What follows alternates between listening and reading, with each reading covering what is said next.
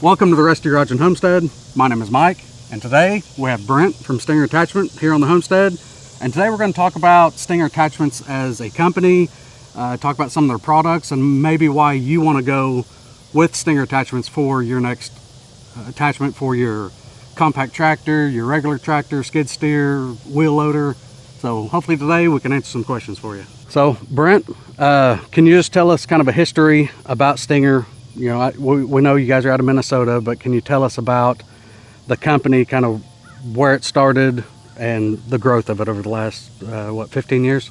Yeah, so basically Dustin Smith is the owner of the company, and he started, grew up on a local dairy farm, and then just, always liked welding and fixing. And in about that 06, 07 time frame, he started building some products kind of for local farmers, more or less some custom products, buckets, rock buckets, things of that nature.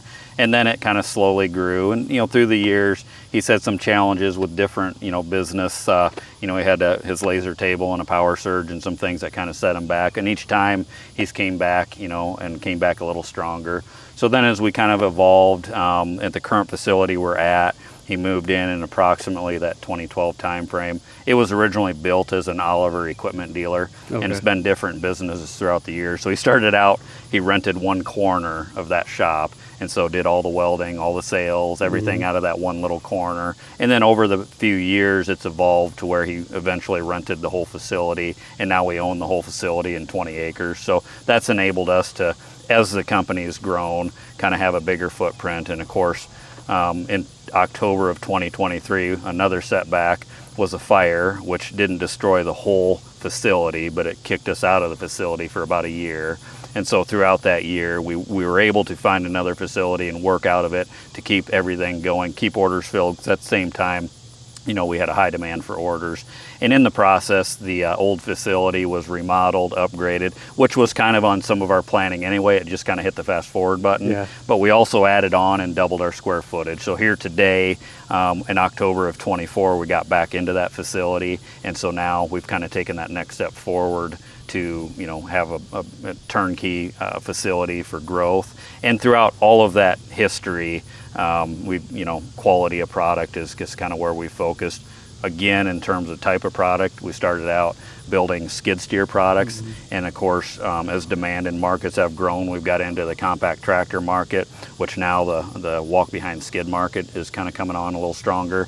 And then we've went on the top side too, utility tractors. We've always been part of with the overlap on skid steers, but we've gotten into the wheel loaders, medium and larger wheel loaders. So we're developing some more products on that line. So we kind of fill a wide variety for both product type, but also for customer types, whether it's your landowner, your contract farmer, rancher, your construction, so kind of all of those fields. Yeah, well that's good to tap into a wide market for a lot of different equipment, because there's so much versatility and stuff now, and the more a company can be versatile of filling your needs, to me the better off you are, because I would rather go with one company that can supply a lot of my needs for my compact tractor or skid steer, whatever, versus jumping around to this brand, this brand, this brand.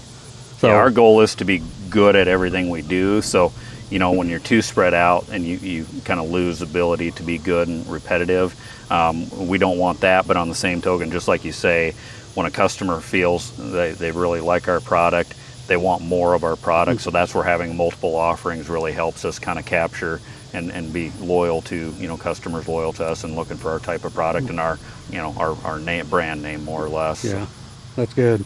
The I guess I realized the original shop was an Oliver dealer. I haven't heard that name in a long time. That there's a couple Oliver tractors still around our area, but not many. So Oliver was started in Charles City, which is about 40 miles from where we're at. So it truly was one of the tractors in the heart of where they were developed. That's cool to know, because I didn't know that. I knew you guys had the fire and had a separate location you were working at, and I knew that part, but the early history of it I didn't realize that. So that's cool, because like I said, there's just a couple Oliver tractors around here, not many. There's probably not many left in the world, but yeah, I like some older stuff, so that's kind of cool. Yep. So something I noticed that I really appreciated was the Krog, the compact rock open grapple that you all sent. The grease points, you guys have set it up for somebody where it's user friendly. So having everything, all the grease points accessible, easy to get to, is going to make people more apt to use them instead of not use them, which is going to make your attachment last longer. But the plates on the back, you know, if I sold this and went with a John Deere totally different style of connector up front, you guys made it simple to adapt that. The steel you use, can y'all tell us about the steel? It is a abrasion resistant, high quality steel. Can you explain what that means to somebody that may not know? Sure. So what the steel we use in the compact lineup is typically the AR200, and so what grade 50 steel is what we use in larger components, larger for the skid steers and where lift capacity isn't an issue. Kind of the focus on AR200 over grade 50. We utilize all American made steel, which is kind of the first and foremost regardless of grade, but AR200 gives us the ability to focus on weight. So for compact tractors, lift capacity is your limiting factor. So how can we maximize lift capacity without using most of that capacity for just the attachment? Yeah. Because if you use it all for the attachment, you can't carry a log or a little brush. So the AR200 is lighter per pound per square inch, but it is also, AR stands for abrasion resistant. And so abrasion resistant also means it's a stronger material. So it's not meant to be bent and formed like grade 50, but being stronger and lighter per square inch allows us to get that unit to be super strong in a lighter weight package, which ultimately is what our driving force is in that compact tractor market. And that is a highly important part when you're dealing with compact tractors, because they don't have the capacity of a full-size skid steer. Yeah, so weight is everything. If a customer calls me with a compact tractor, a majority of our discussion starts with, all right, what products are at the, what's the lift capacity of your loader, and what products, can you work with? In a skid steer, when somebody calls us on a skid steer, its weight is typically not the discussion there. It's more about, okay, what is the product that you want to do? What's the product that's going to help you do what you want to do, and how well will it stand up? So you guys seen in the introduction video to the 60-inch Krog, one of my favorite features about being able to adapt this machine to multiple other machines. You guys do, I know you guys do John Deere. What other quick attach plates could you adapt one of these? Yeah, so in our whole lineup, pretty much every pattern we've either done or we can do. But in the compact tractor world, what's most common will be the universal quick attach, also known as the skid steer style, the John Deere hook and pin, so the 1 to 4 or 1 to 500 series, and then also the Bobcat MT, the Bobcat Mini, which is also known as a Mini Toro Dingo, and then Mini ASV. So those are the most common.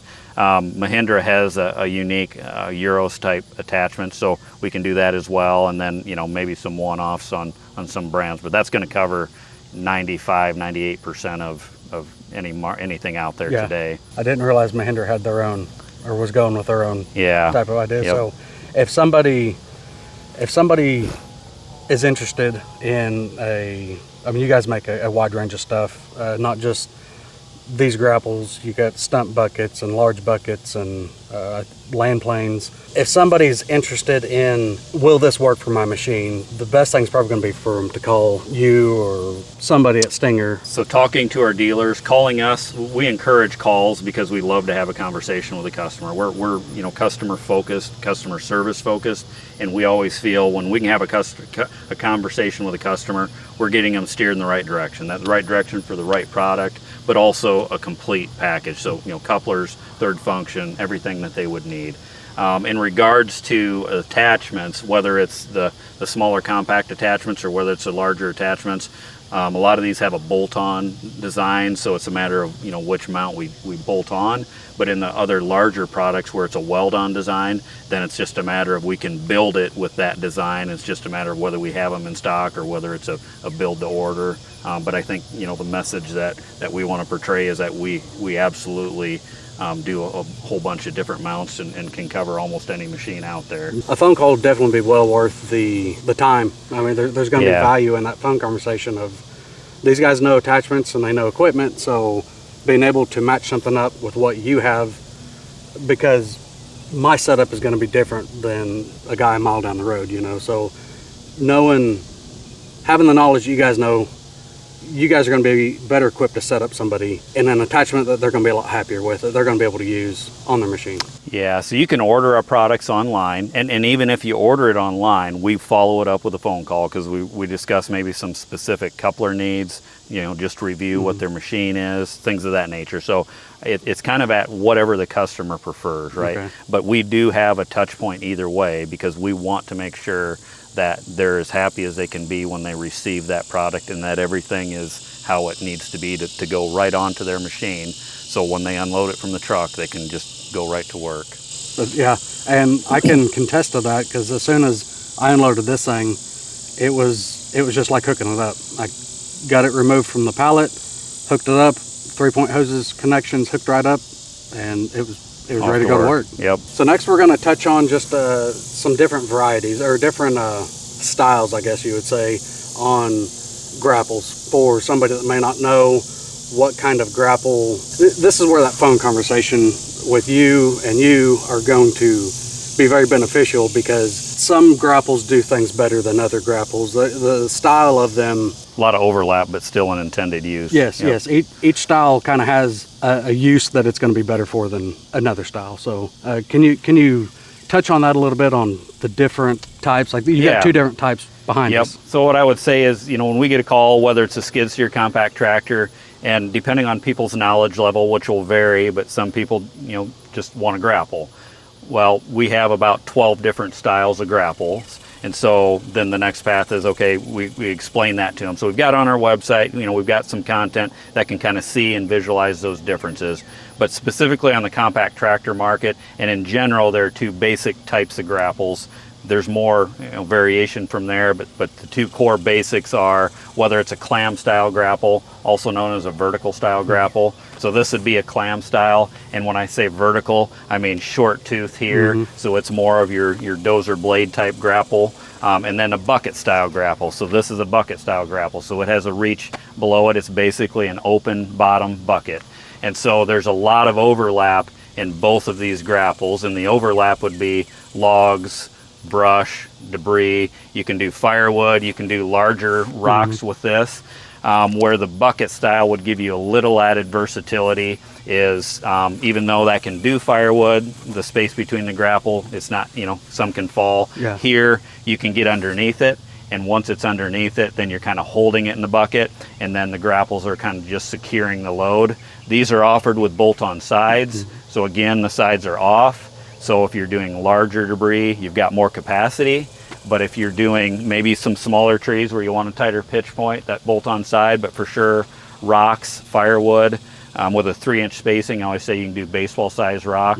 So that versatility would come in and letting the bark and the dirt fall through. Yeah. Whereas the clam style, if you've got a bigger rock, you can grab individually, it'll work, but smaller rock, it's not going to get under and grab that as well. And so, and both of these are also made so you can use one grapple. So in a big rock, you don't have to have both grapples grabbing it.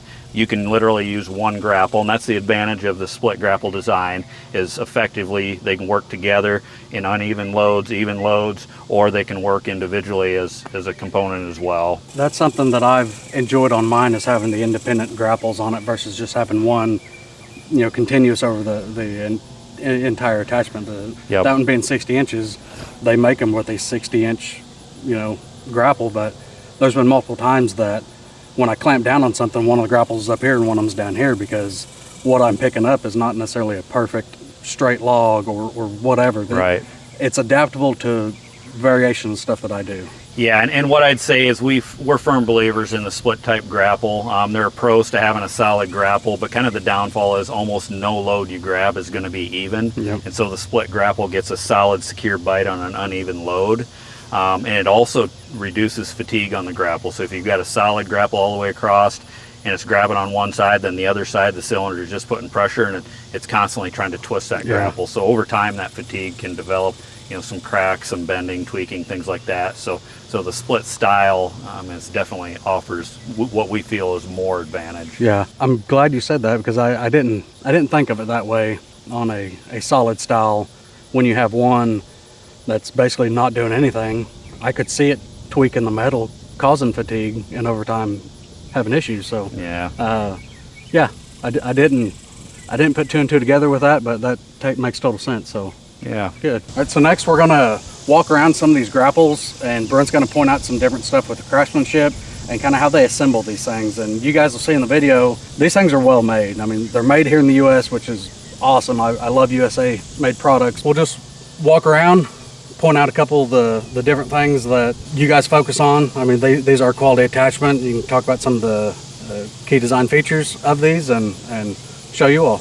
So today I wanted to run over with you kind of what Mike was talking about in terms of quality. So there's quality in just general design, and what that means is there's features that we design to make it durable, and that could be gussets, reinforcement, just general design of how things come together. As an example, on this grapple, you know, we do a hole and a tube pass through, so you always get more strength when you do a pass through than if you do just a butt weld to something like that. And of course, this grapple being solid, it's got multiple bends in it, it's got welds, and everything together kind of holds it together as one solid unit.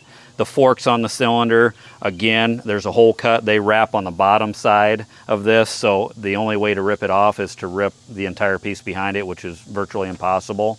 And then as we come back to on this grapple specifically, we've got a stop here. So when you go to open, it hits that stop. So again, it's just taking pressure off of your cylinder if something were to push against it when it's all the way open. And then in terms of our tines on this one, they're a one-piece tine. So we do one piece as much as possible. And the one piece obviously has got greater strength. We've got the tube passing through and the cut edge, which again is a zippered cut edge. So all of that is tying together to make one unit. And so there's a lot of fatigue that you don't see. And when you can make things a single piece, a single unit, that in order to bend it, you've got to bend three other things with it. It makes it super strong. As we come back to our clam grapple, our CCG clam grapple, same thing. I always call it a spider web design or a lattice design. In order to bend this grapple, you would have to bend virtually all three of these tubes and all four of those slats together. So it'd take a lot of strength to bend it. It is possible, but again, pretty impossible on the horsepower range that we recommend it for. And there's little things here where the cylinder hooks up. We've got, you know, some reinforcement there so these ears, you know, don't bend, because anytime that you're going to bend something, it goes to path of least resistance. Mm-hmm. You think the grapple is going to be the first thing to bend. If they can't bend the grapple, then this pin might start twisting. So then you got to follow the whole series back, and we've done that. And it's double plated here for that same reason. So it makes these ears stronger. So everything is just held together as more or less one continuous unit. And what I'd say is, you know, in this market, what our goal is when we do a rating, we're try to be conservative in our rating. Our focus and our goal is when we tell you a product is rated for your machine, we want you to be able to go out and do anything that machine can do and not have to worry about our grapple.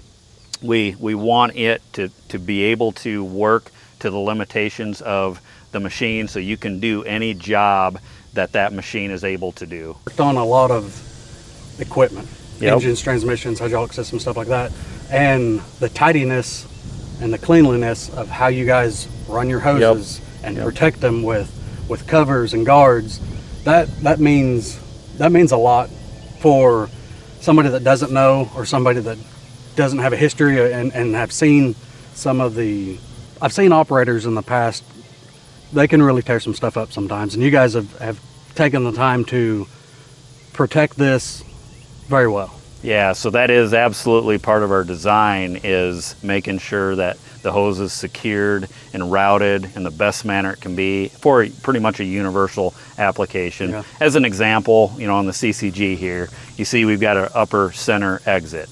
So for compact tractors where their placement of their hydraulic circuits are, it comes out the back, and typically it's right there. Yep. But if this same thing was going on a smaller skid steer, and we know that, then we will do a 90 degree and then actually take it out the right side or left, you know, depending on what machine you have. And then, you know, we've got straight couplers versus 90. So again, where's the placement of where it needs to go? And then let's get a routing that'll be secure as far as we can to where that last exit point is the only part that rotates or loops over. That's good that you guys as a company are thinking about all of that, because I know most people that are going to buy something, you know, hey, I just want a grapple, just you know, put me in a grapple. Well, you're going to put somebody in a grapple and set them up for success down the road. Yeah, so success in longevity, but also successes in when you're doing a job. If a hose is stopping you, now you're frustrated, right? So we want you to be able to do the job without being interrupted. Yep.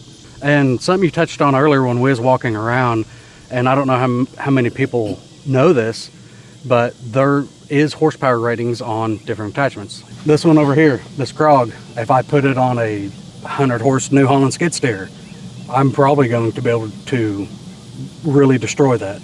You know, it's not the right tool for the job. What I would tell you is, you know, we would test it on 100 horsepower just to see where its endurance would be, but we don't recommend it for 100 because it, you know, we wouldn't expect you to take it home and for it to hold up. Right. And so, you know, again, that goes back to we want to over test things and be completely confident and somewhat conservative in what we're rating for you. Yeah.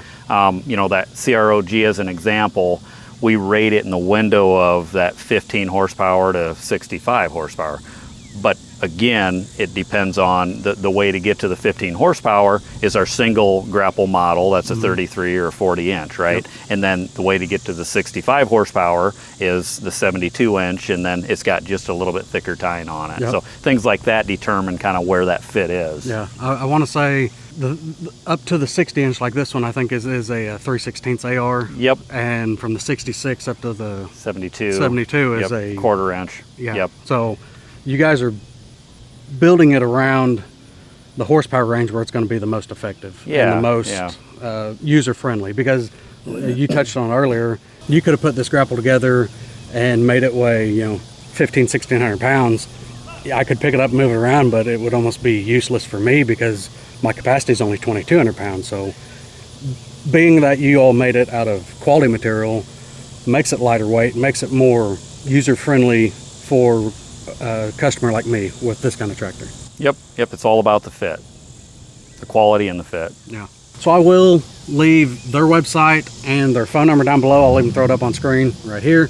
And if you guys are interested in any product that they make, to me there's benefit in calling them, because they've got a wide range of knowledge on their attachments and machines, and tying all that stuff together to make a more versatile, user-friendly product for you, the customer, because that's their end goal. They don't just want to sell you a product and kick you down the road and, you know, count the profit. You guys are there before, during, after the sale. I mean, they've got 2-year warranties on their product. That is an amazing warranty to have on. They believe in their attachments. They are well made, quality steel.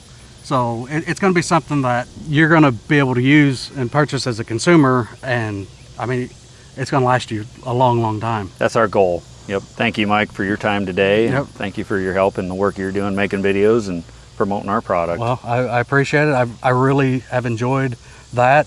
I mean, I was talking to Brent beforehand. We've got a 50 horse tractor. We've had some 100 horse tractors, and that was kind of our main thing. I never thought I needed a compact tractor. I thought that was something for somebody with a couple acres, 5 acres, maybe even 10 acres, somewhere in there. Never thought we needed something like that, but I was talking to Brent, that has become something I use almost daily, just like the UTV. Around the farm, it is so small, maneuverable, and quick and handy.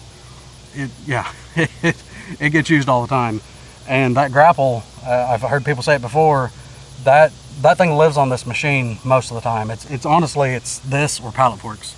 Those are the two things I use almost continuously. Yep. And yeah, the bucket's cool. You know, I have a bucket, still use it, spreading gravel, but that's funner to use. It's handier to use. And yeah, so it lives on this machine. Versatile, yep.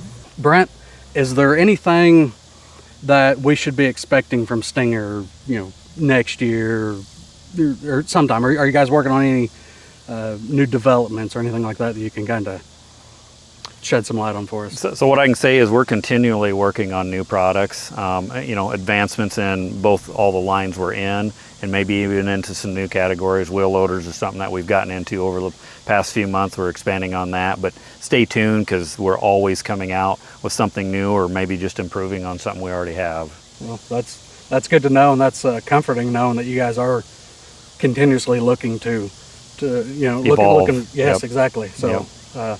Well, Brent, I appreciate you being here. Your wealth of knowledge. Thanks for everything. Thank you. If you call them, let them know where you've seen their products. Let them know you've seen them on the Rusty Garage and Homestead. But hopefully this video was informative for all of you all. If you're in the market for something like this, I mean, I think it's worth the phone call just to chat and see what Stinger Attachments can do for you. So I appreciate y'all being here. Thanks for watching. We'll see you in the next one.